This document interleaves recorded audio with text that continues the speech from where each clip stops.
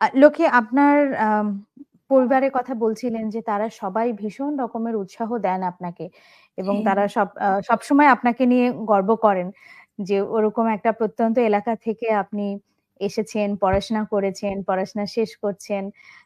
আপনার স্বপ্নের সঙ্গে সঙ্গে নিশ্চয়ই তাদেরও একটা স্বপ্ন আছে।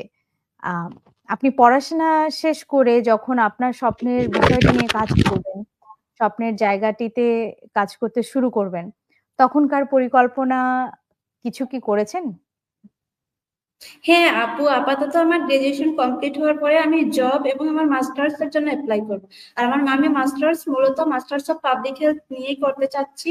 আর আমি যেহেতু আমার খুব ইচ্ছা ম্যাটার্নাল হেলথ কেয়ারটা নিয়ে কাজ করার, তো আমার ফিউচার প্ল্যান হচ্ছে কি আমি রিসার্চের সাথে ইনভলভ হব এবং ম্যাটার্নাল হেলথ কেয়ারটা নিয়ে আমি রিসার্চ করব। দেন মূলত আমার এটাই একটা লক্ষ্য যে আমি ম্যাটার্নাল হেলথ কেয়ারটা নিয়ে রিসার্চ করব।